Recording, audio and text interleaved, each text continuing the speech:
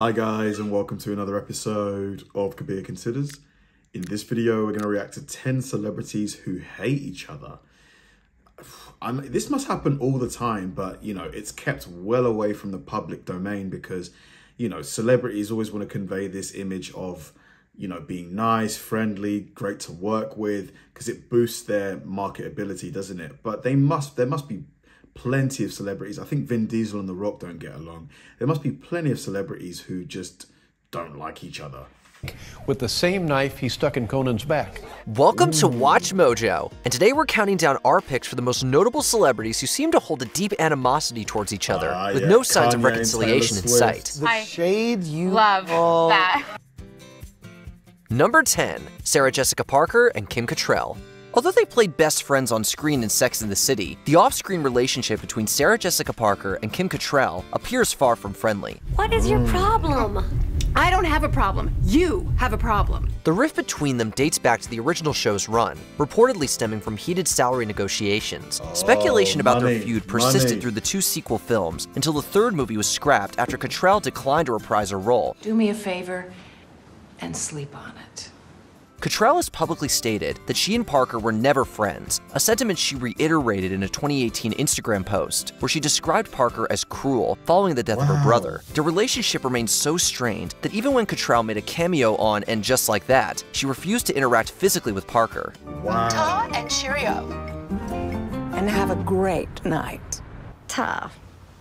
Bye. Number 9. That's insane. I mean, you couldn't just get along for the sake of the show? There must have been one specific thing that happened that just blew it up. Alyssa Milano and Shannon Doherty. In 1998, the fantasy series Charmed premiered on the WB, following 3 sister witches attempting to lead normal lives. So can we talk about what's really bothering you? No, I'm still furious with you. Alyssa Milano and Shannon Doherty played 2 of the sisters until Doherty exited the show at the end of the 3rd season and her character was killed off. Initially, reports suggested Doherty left voluntarily, but in 2023, she refuted this, alleging that she was fired after Milano gave producers an ultimatum. You have got to figure out what your problem is, otherwise we're all dead. Yeah, that's right, Phoebe. It's my responsibility, isn't it? The oldest sister, always supposed to be able to figure things out. Rumors of a discord between both I can relate, being the oldest brother.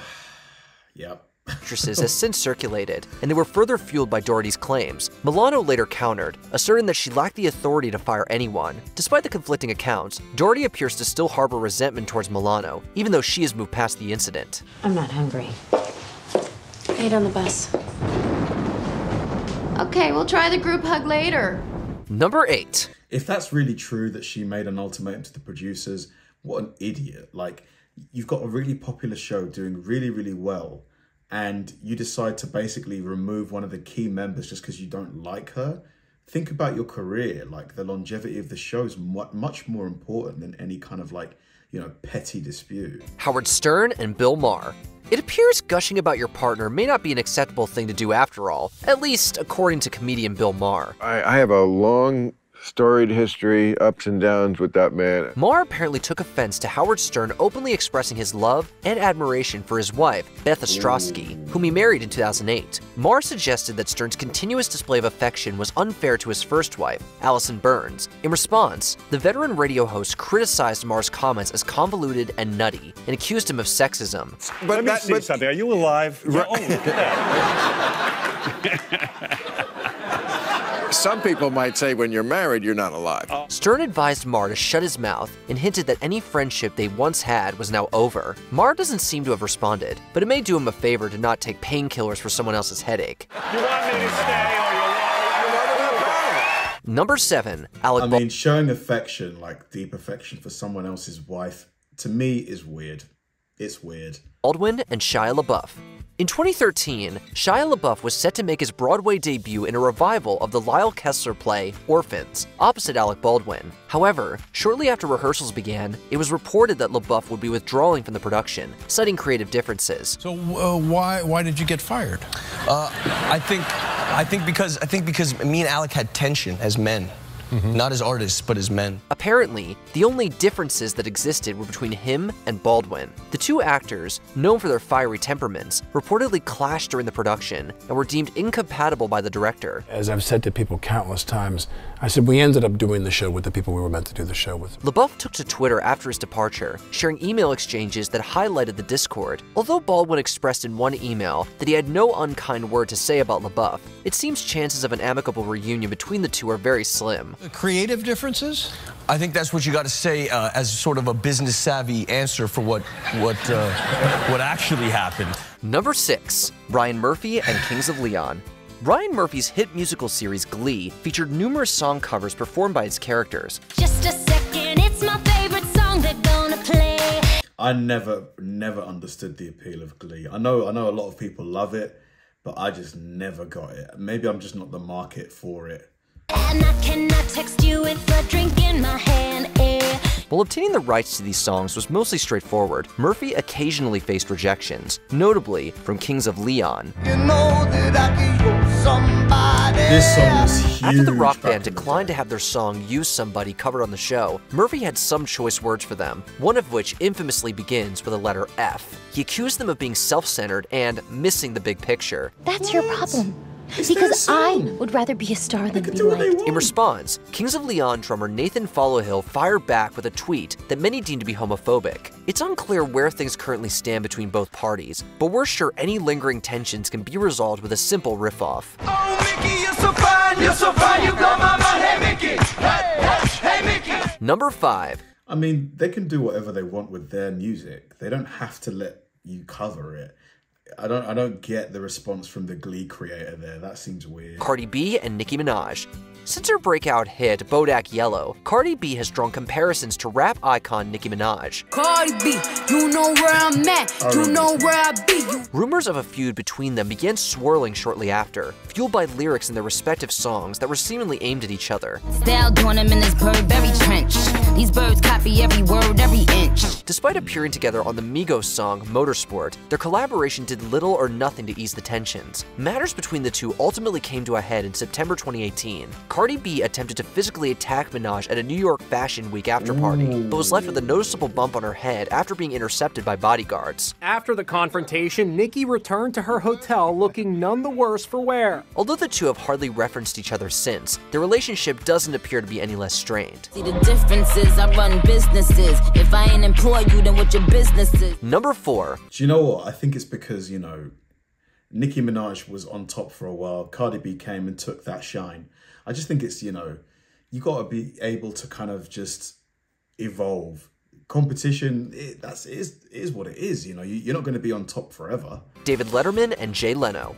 Following Johnny Cochran's retirement from The Tonight Show in 1992, many anticipated that David Letterman would naturally succeed him. But it seems, David, that you are the $1 million winner. Oh my God!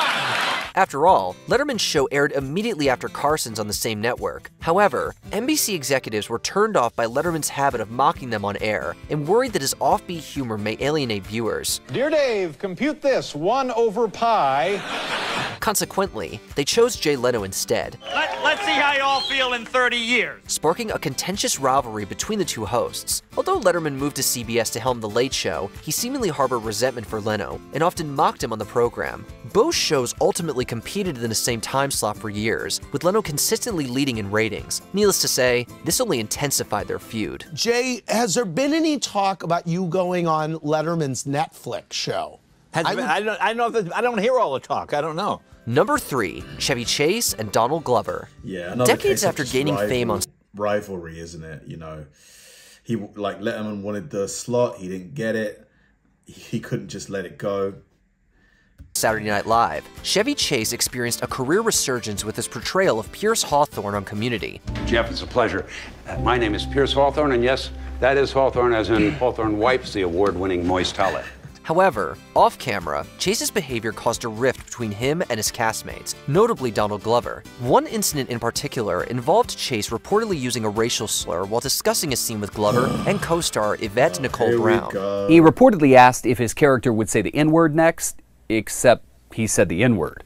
This ultimately played a role in his decision to leave the show. Additionally, Chase publicly criticized Community and SNL, which drew the ire of former SNL cast member Pete Davidson. While Glover has rarely addressed the incident in public, he alluded to it during his appearance at the 2023 Writers Guild Awards. And Chevy Chase once called me, you know what, this is about Paul. Number 2, 50 Cent and Ja Rule. This one. You've all likely come across it. The picture of a largely empty concert venue with 50 Cent photoshopped in one of the seats. That was probably the pettiest moment in the ongoing beef between rappers 50 Cent and Ja Rule. It's unclear how their conflict started. According to 50 Cent, it dates back to 1999, when Ja Rule spotted 50 hanging out with a man who had robbed him of his jewelry. However, Ja Rule contends that their beef began because he snubbed 50 Cent while shooting a music video. Yeah, that's a different story. Regardless, I heard that 50 Cent wanted to be in the song New York with Ja Rule, Fat Joe, and Jadakiss, and they said no to 50, and that's what started the beef. That's what I heard. The two have been at each other's throats for decades. From numerous diss tracks to actual physical altercations, this is an enmity that will probably be taken to the grave. Did you ever hear from him? Nah, they don't call me after. They don't call you after that happens. Before we continue, be sure to subscribe to our channel. It's a shame because I like both rappers, you know, but 50 Cent definitely had the better career for sure. And ring the bell to get notified about our latest videos. You have the option to be notified for occasional videos or all of them. If you're on your phone, make sure you go into your settings and switch on notifications. Number 1, Taylor Swift and Kanye West.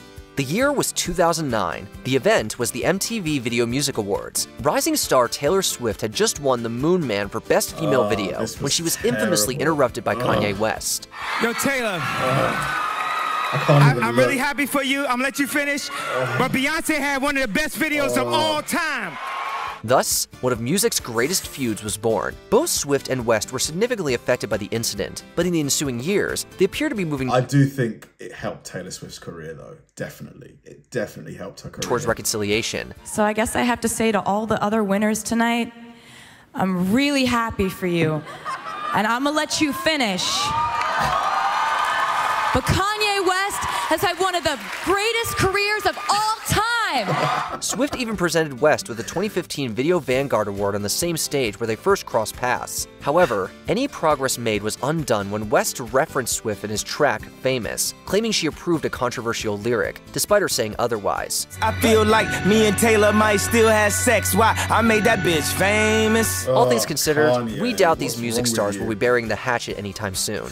I want to say to all the young women out there, there are going to be people along the way who will try to undercut your success or take credit for your accomplishments or your fame. Do you know of any celebrities who simply cannot stand each other? Yeah, Kanye just didn't need to do that. Like, Beyonce must have been so embarrassed, unless maybe they had conversations prior to it where Beyonce expressed like she thought she was going to win that award, but still, Kanye doing that, it was just so bad. But then again, it did boost Taylor's career, arguably boosted Kanye's too. As they say in show business, you know, any publicity is good publicity. Thanks for watching, guys, and I'll see you in the next one.